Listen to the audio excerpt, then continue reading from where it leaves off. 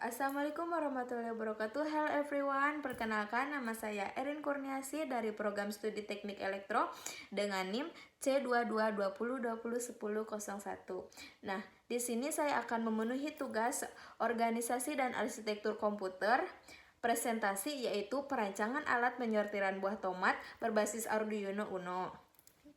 Nah, untuk latar belakangnya itu sendiri, tomat adalah ini tentang penyortiran buah tomatnya. Jadi di sini akan saya jelaskan terlebih dahulu tentang latar belakang apa tomat yang akan disortir itu.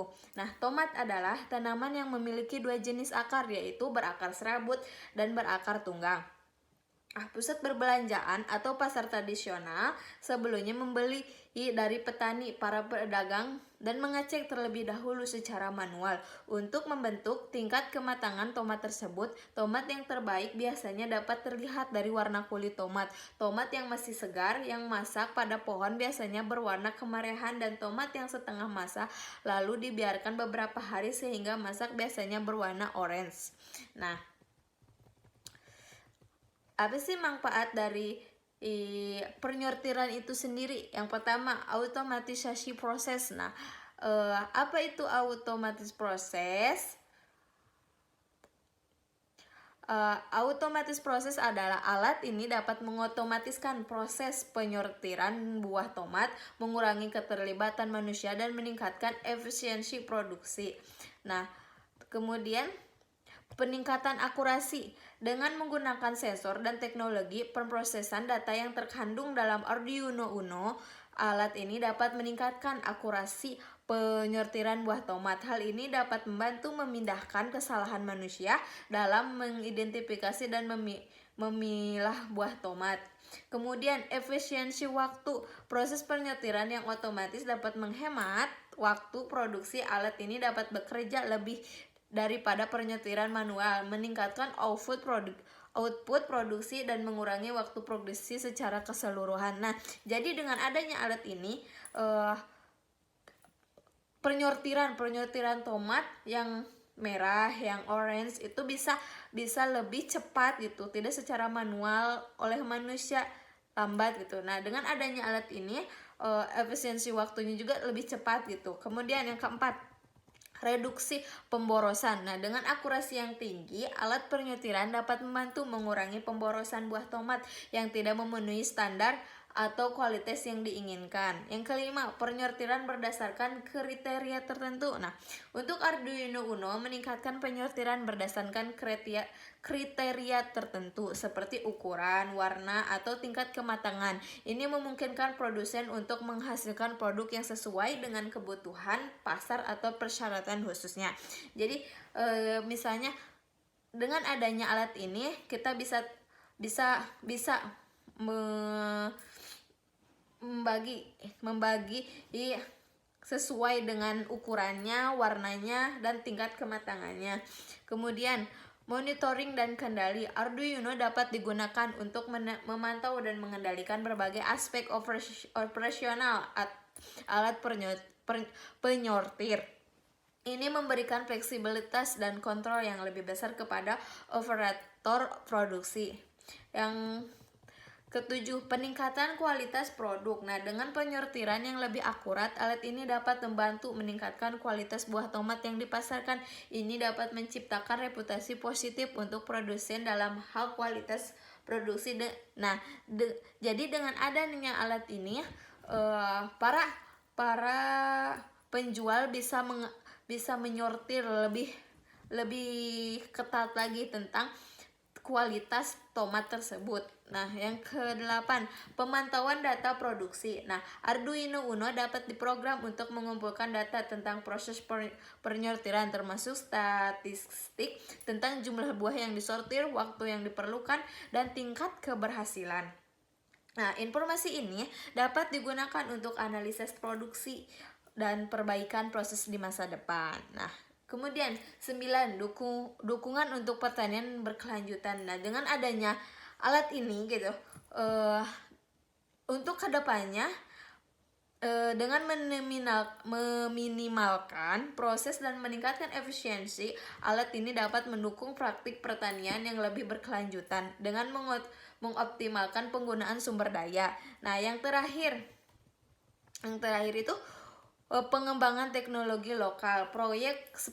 Proyek seperti ini dapat membantu keterampilan dan keahlian dalam bidang teknologi di tingkat lokal, mendukung inovasi dan membantu masyarakat dan menerapkan solusi teknologi dan sektor pertanian. Jadi dengan adanya alat ini lebih bisa motivasi lagi anak muda zaman sekarang supaya bisa membuat alat-alat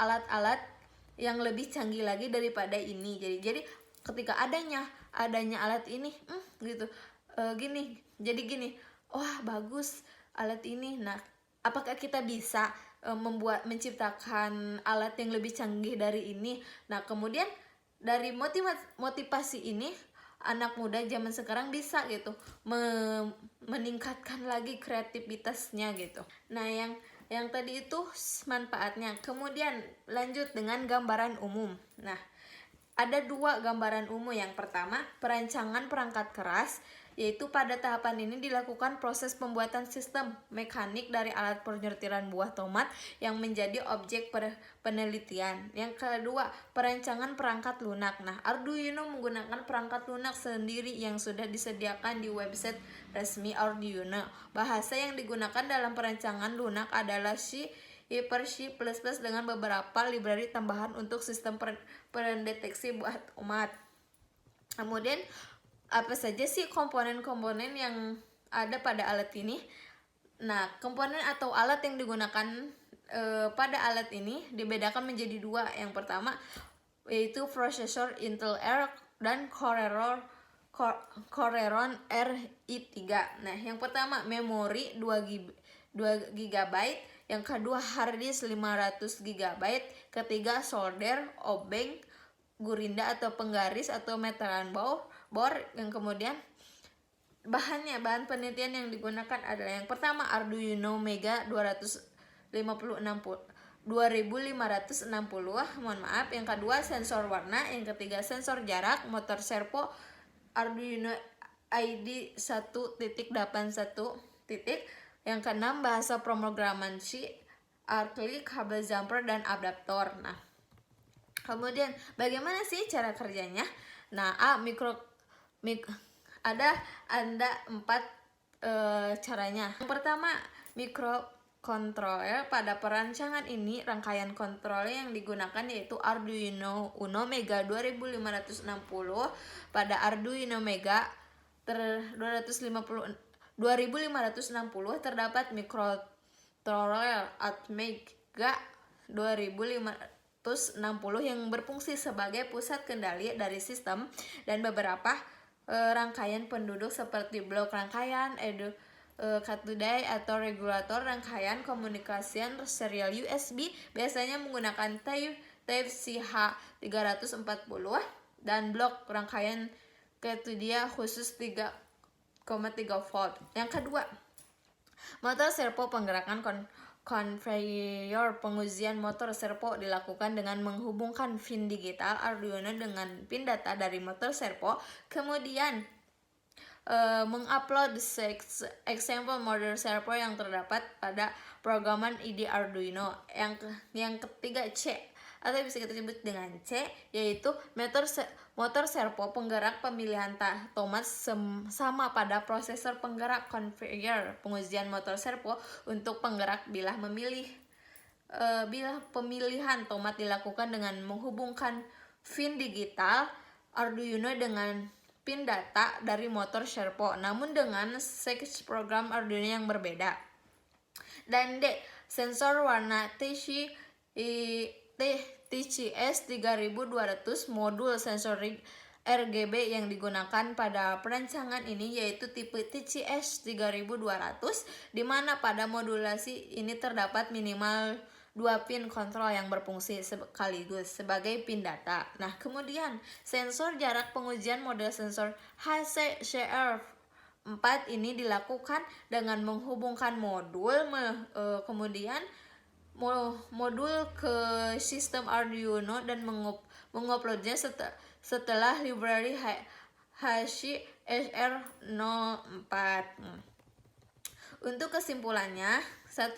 Penyortiran buah tomat dapat menyortir buah tomat dengan cepat ketika tomat melewati sensor, kemudian si tomat diarahkan sesuai dengan grade-nya ke wadah yang telah disiapkan dengan klasifikasi tomat besar mentah, tomat besar matang, tomat kecil. Jadi intinya gini, ketika disortir gitu melalui sensor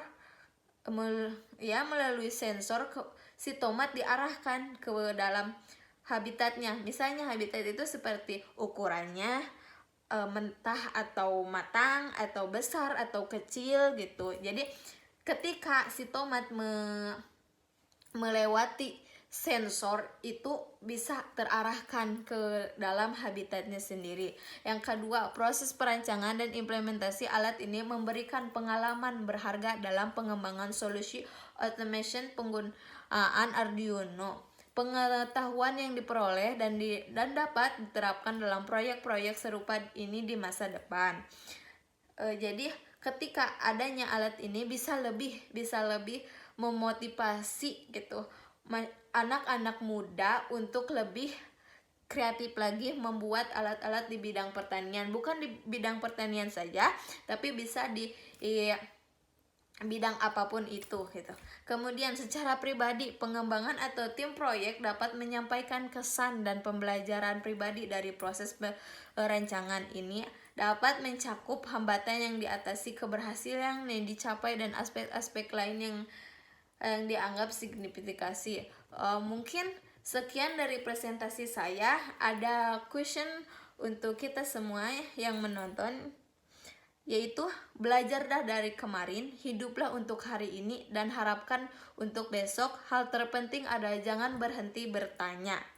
Apa sih maksud dari kritis ini? Ya intinya belajarlah dari kemarin. Ketika kita membuat kesalahan, jadikanlah kesalahan itu sebagai pelajaran untuk kedepannya, dan hiduplah untuk hari ini, harapkan untuk besok. Jadi kita hidup di hari ini, jadi kita harus mempunyai masa depan untuk hari esok gitu. Hal terpenting adalah jangan berhenti bertanya. Ada pepatah, tidak bertanya maka kita tidak akan kena gitu. Jadi kita harus terus bertanya untuk mengambil pengalaman gitu. Ketika kita berani bertanya, ketika kita berani mengulik apa itu pembelajaran yang bagus untuk kita ulik gitu. Jadi dari kuis ini untuk kehidupan kita gitu, untuk di masa-masa kuliah ini gitu. Jadi sekian dari presentasi saya. Mohon maaf apabila ada kesalahan. Wabillahi taufiq wal hidayah. Wassalamualaikum warahmatullahi wabarakatuh. Thank you everyone.